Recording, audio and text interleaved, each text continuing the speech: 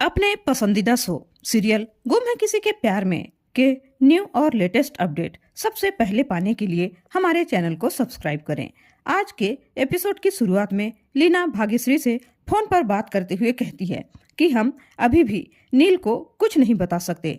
आज ही डॉक्टर ने हमें बताया है कि उसकी तबीयत जल्दी से ठीक हो जाएगी, आप समझने की कोशिश कीजिए। भाग्यश्री गुस्से में कहती है कि मुझे कुछ नहीं समझना है, मैं तुम्हारे बेटे के ठीक होने का इंतजार नहीं कर सकती, मुझे मेरे पोता पोती चाहिए। लीना कहती है कि मैं आपकी हालत समझ सकती हूँ, लेकिन मुझे भी थोड़ा समय चाहिए। एक बार नील ठीक हो जाए उसके बाद मैं खुद आपके बच्चों को आपके हवाले कर दूंगी। लीना भाग्यश्री को याद दिलाती है कि हमारे बीच ये तय हुआ था कि हम दोनों एक दूसरे की मदद करेंगे। नील के ठीक होने तक आप अपने बच्चों को हमारे घर में रहने देंगी और बदले में मैं आपको आपके बच्चों की कस्टडी दिलाने के लिए आपकी मदद करूंगी। भाग्यश्री की सांसें फूलने लगती है और वह गुस्से में कहती है कि भाड़ में गया कस्टडी केस, भाड़ में गया तेरा बेटा और भाड़ में गई वो सभी।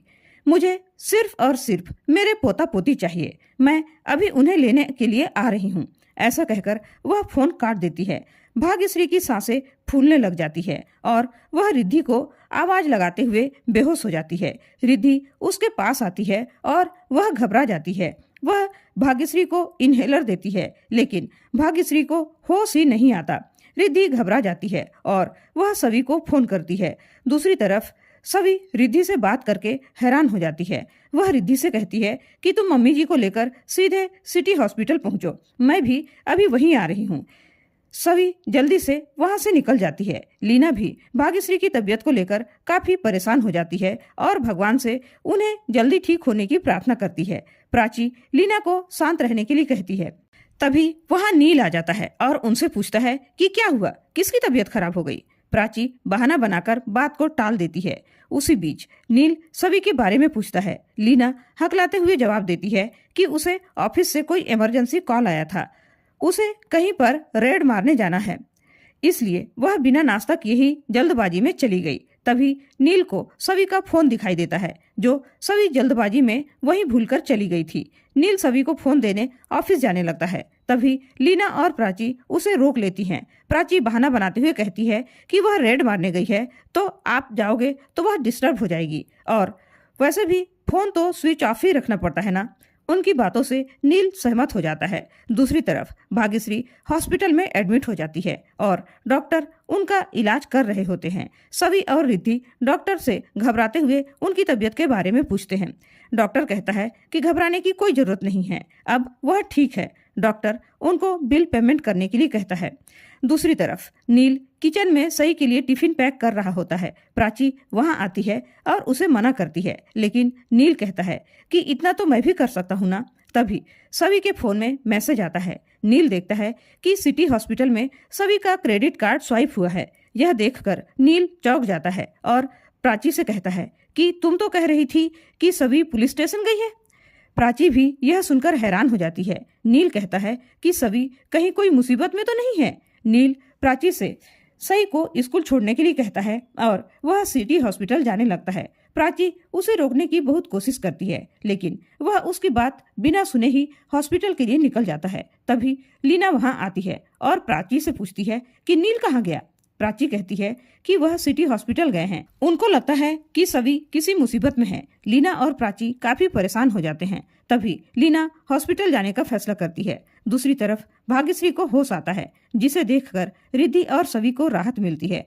भाग्यश्री की नजर सभी पर पड़ती है तो वह मुंह फेर लेती है। वह रिद्धि से कहती है कि इसे बोलो कि यहाँ से चली जाए, मुझे इसका चेहरा भी नहीं देखना। सभी रोते हुए कहती है कि आप मुझे समझ क्यों नहीं पा रही हो, आप खुद को इतनी तकलीफ क्यों दे रही हो। भाग्यश्री कहती है कि तुमने मेरे पोता पोती को मुझसे छीन लिया और दूसरे आदमी के साथ अपना नया संसार बसा लिया, ये क्या मैं चुपचाप देखती रहूं। दूसरी तरफ नील हॉस्पिटल में पहुंच जाता है और रिसेप्शनिस्ट से पूछता है कि क्या सभी ठक्कर यहाँ एडमिट है। रिसेप्शनिस्ट कहती है कि उनकी सास एडमिट है। नील हैरान होकर सोचता है कि आई तो घर पर है। वह उनका रूम नंबर पूछता है, उनसे मिलने चला जाता है। दूसरी तरफ सभी भाग्यश्री को समझाने की कोशिश करती है कि उसके ऊपर नील के एहसान हैं और वह उसके प्रति अपना फर्ज निभा रही है। भाग्यश्री रोते हुए सभी से कहती है कि तुम्हारी इस नौटंकी की वजह से मैं मेरे पोता पोती से दूर क्यों रहूं? क्या इसका तुम्हारे पास कोई जवाब है? सभी कहती है कि हाँ, मेरे पास इसका भी जवाब है।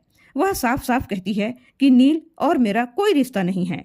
वे लोग मेरी फैमिली नहीं हैं। आप लोग मेरी फैमिली हो। मैं सिर्फ उनकी मदद करना चाहती हूँ, इसलिए मैं उनके साथ रहती हूँ, लेकिन मुझ पर और मेरे बच्चों पर सिर्फ आपका हक है।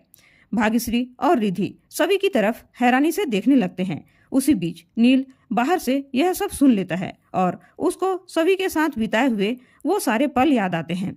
नील का सर चकराने लग जाता है और वह अचानक से बेहोश होकर नीचे गिर जाता है।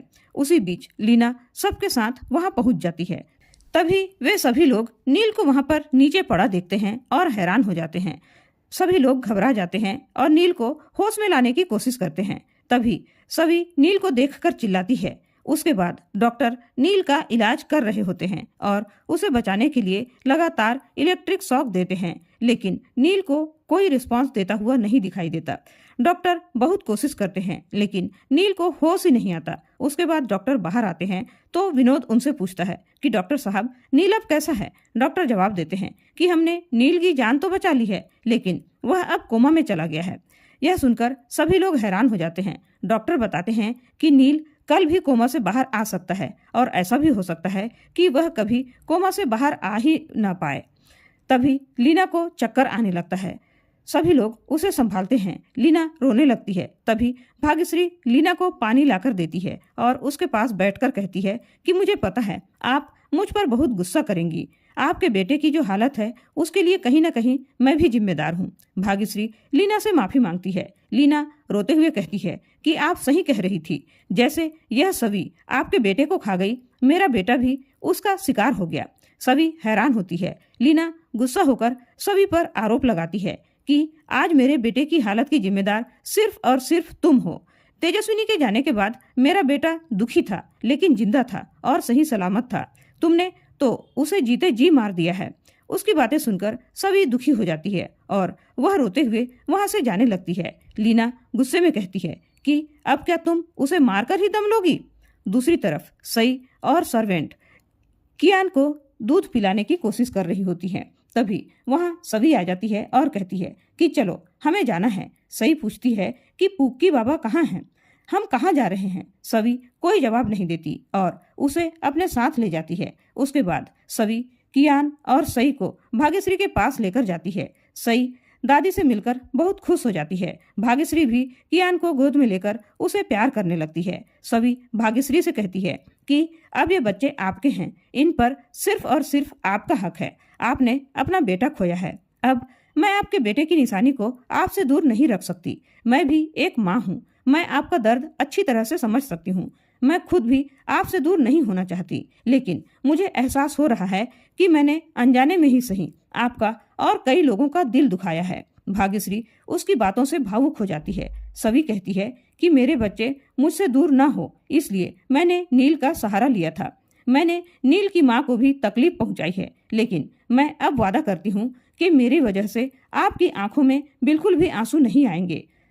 सभी रोते हुए हाथ जोड़कर भाग्यश्री से माफी मांगती है। वह कहती है कि आपके पास बच्चे खुश रहेंगे। मैं तो सिर्फ माँ हूँ, लेकिन आप दादी माँ हो। आप बच्चों को दुगना प्यार दोगी। भाग्यश्री हैरान होकर सभी की बातें सुनती है।